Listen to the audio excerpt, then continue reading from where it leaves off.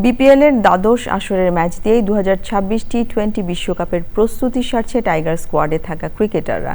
ওদিকে আইপিএল ইস্যুতে মোস্তাফিজকে বাদ দেওয়ার রেশ অন্য সতীর্থদের মধ্যেও পড়েছে।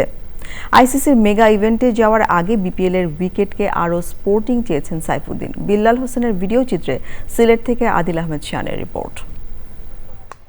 বিপিএল চলাকালে টি-20 বিশ্বকাপের স্কোয়াড ঘোষণা করায় টাইগার স্কোয়াডের ক্রিকেটারদের নিয়েই বাড়তি আগ্রহ সবার। ক্রিকেটারদের ফোকাস বিপিএল কেন্দ্রিক হলেও আইপিএল থেকে মুস্তাফিজকে সরিয়ে দেওয়ার ঘটনা কোনোভাবেই সমর্থন করছেন না তার জাতীয় দলের সতীর্থরা।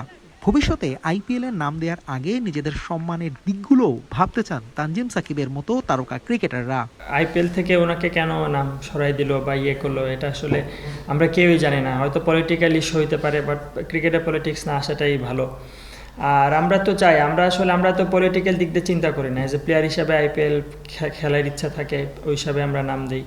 সো নেক্সট ইয়ার যদি এজেন্টের সাথে কথা বলে বা দেশে যারা আছে তাদের সাথে কথা বলে আমরা নাম দিব বা নাম দিব না।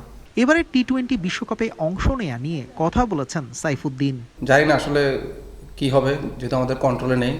আমরা আসলে যে কোনো ভেন্যুতে খেলতে সবসময় প্রস্তুত থাকি।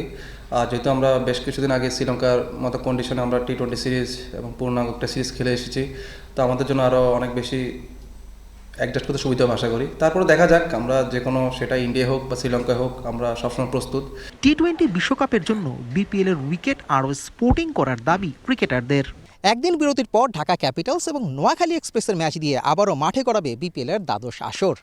8 পয়েন্ট নিয়ে এখন পয়েন্ট টেবিলের শীর্ষে আছে রংপুর রাইডার্স, আর 3টি ম্যাচ হেরে পয়েন্ট টেবিলের তলানিতে নোয়াখালী এক্সপ্রেস।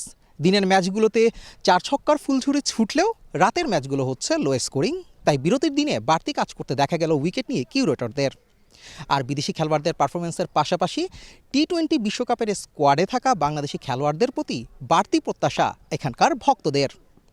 সিলেট আন্তর্জাতিক স্টেডিয়াম থেকে আদিল আহমেদ শান, চ্যানেল আই, সিলেট।